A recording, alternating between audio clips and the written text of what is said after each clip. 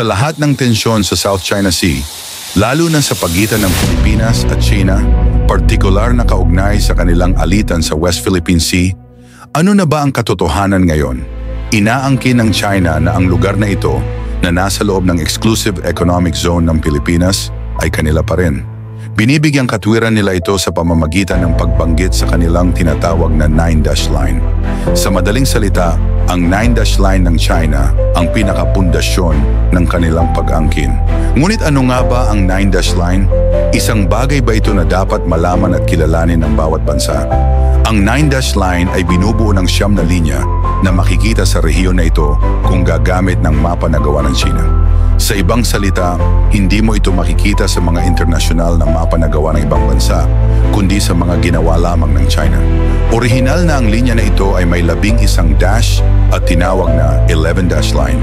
Ang 11-dash line map ay inilathala ng Republika ng China noong Disyembre 1, 1947. Gayunpaman, noong 1952, inalis ni Mao Zedong, tagapagtatag ng People's Republic of China, ang 2 dash na nasa Gulf of Tonkin bilang tanda ng magandang relasyon sa North Vietnam.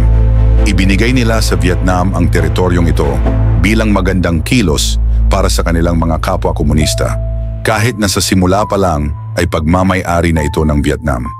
Medyo kakaiba, di ba? Pero sa halip, ipinakita lamang ng China na sila ay isang mabuting kaibigan. Batay sa kasaysayan ng China, bawat dash sa 9-dash line ay kumakatawan sa saklaw ng teritoryo na kanilang inaangkin. Kung titingnan natin ang mapa ng China, ang Spratly Islands ay sakop ng mga linyang ito. Ngunit ang alitan ay lumalabas dahil ang bahagi ng mga islang ito ay malinaw na nasa loob ng West Philippine Sea. Sino nga ba ang tama?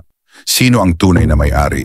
Sa totoo lang, mahirap sagutin dahil kung madali lang ito, sana'y wala nang nagaganap na alitan sa dagat na ito. Ngunit ang layunin ng video na ito ay para mas malalim nating maunawaan kung ano talaga ang 9-dash line at kung ito ba ay isang lehitimong basehan ng pag-angkin ng China. Nagsimula ang lahat ng ito pagkatapos ng digmaan sa pagitan ng China at France. Matapos ang Sino-French War noong 1885, nilagdaan ng China ang Treaty of Tientsin kasama ang France at isinuko ang kanilang suzerainty sa Vietnam. Nangangahulugan ito na ang China ay magkakaroon ng bahagi ng mga karapatan sa Vietnam. Noong Hunyo 26, 1887, nilagdaan ng gobyerno ng Qing ang kasunduan kaugnay sa pagtakda ng hangganan sa pagitan ng China at Tonkin na hindi naglinaw ng maritime border sa pagitan ng China at French Indochina. Ang kalituhan ay naging mas mahirap lutasin pagkatapos ng pagkatalo ng Japan sa World War II. Matapos matalo ang Japan, isinuko nila ang lahat ng kanilang mga nasakop na isla at dagat, kasama na ang mga nasa South China Sea.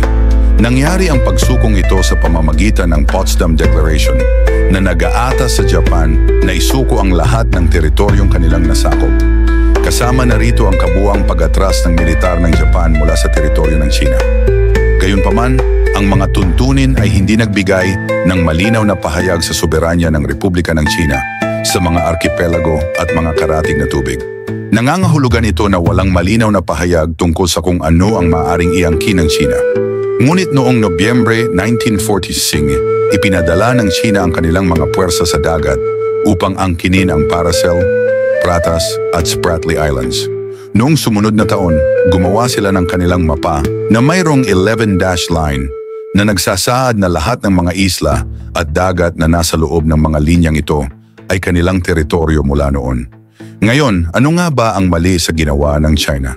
Kung iisipin natin, sinamantala ng China ang pagkakataon. Tapos na ang digmaan, isinuko ng Japan ang kanilang mga nasakop na teritoryo at nakita ng China ang pagkakataon na bawiin ang kanilang teritoryo. Ang problema, sobra silang nag-claim. Ginamit nila ang pagkakataong iyon upang angkinin ang mga teritoryo na hindi orihinal na bahagi ng kanilang mga mapa, kahit bago pa man ito masakop ng Japan. Sa panahong iyon, ang China lang ang may kakayahang magsagawa ng ganitong ekspedisyon sa South China Sea at sinamantala nila ang pagkakataong iyon upang makuha ang mas marami pang teritoryo. At iyon ang pinagmulan ng 11-dash line na kalaunan ay naging 9-dash line map ng China.